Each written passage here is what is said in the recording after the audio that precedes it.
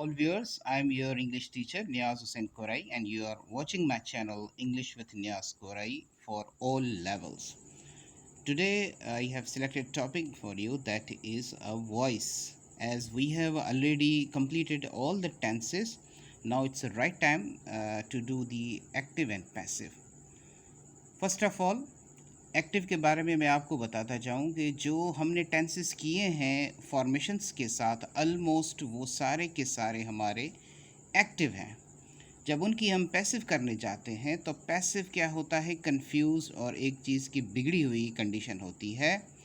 For example, अगर मैंने इसको सिंपली डिफाइन किया, being a subjective to an action without producing reaction, यानी कि एक सब्जेक्ट होने के बावजूद भी जो एक्शन कर रहा है उसका कोई भी रिएक्शन नहीं है। यानी कि जैसे कि कॉजेटिव वर्ब्स होते हैं, उसका काम करने का कॉज कोई सबब कोई और होता है, तो ये डायरेक्टली सब्जेक्टिव नहीं होता, उसका कोई रिएक्शन भी नहीं होता, और वो वर्ड्स जो रिएक्शन होता है वो इन्वर्सली शो होता है। कैसे? यहाँ पे आते हैं हम फॉर्मेशन में। फॉर्मेशन इसमें क्या है कि सबसे पहले हमने ऑब्जेक्ट शो करना है प्लस उसका helping verb plus V3 means third form of the verb plus by देना है, और प्लस हमने एक्यूजेटिव देना है। एक्यूजेटिव फॉर्म होता है, जैसे आई का मी होता है, वही का अस होता है, दे का देम होता है।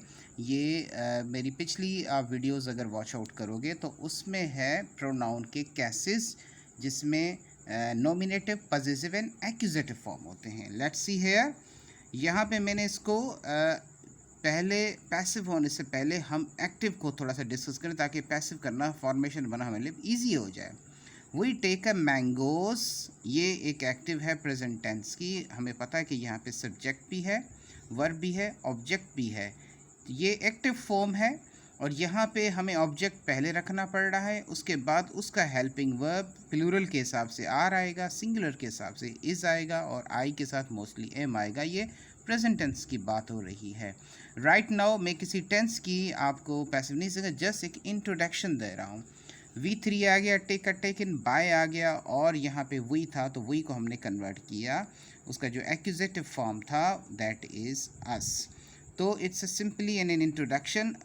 थोड़े से छोटे से इम्पेरेटिव सेंटेंसेस आते हैं, लाइक राइट, ये भी एक्टिव है, और उसकी जब हम पैसिव करेंगे तो ये बी रिटन होगा। सेम वे टू राइट होता है, तो टू राइट की पैसिव हमारे पास होती है टू बी रिटन। आप ऑलमोस्ट टेंसेस की पैसिव कर लेते हो, मगर आपको अगर कोई ऐसा सेंटेंस मिल जाता है, I want to write, this is time to write, तो उसमें स्टूडेंट को कन्फ्यूजन क्रिएट होता है, तो उसमें आपका बी का फॉर्म यूज़ करना बहुत ही इफ़ेक्टिव होता है। This is time to write an essay, तो उसकी पैसिव होगी this is time to be written an essay. तो एक छोटा सा मैंने इंट्रोडक्शन दिया है। होपफुली टेंस की अब सीक्वेंस में प्रेजेंट टेंस से लेकर ऑल टेंसेस की मैं विदाउट, आपको पता है कि 8 टेंसेस की पैसिव होती है और 4 टेंसेस की पैसिव नहीं होती। वो क्यों नहीं होती, वो नेक्स्ट वीडियोस में hopefully I will tell you in detail. So let's hope for the next videos में मैं आपको हर टेंस की अलग तरीके से मैं आपको पैसिव सिखाऊंगा, that you might have a better idea how to make a passive from the active. Thank you so much.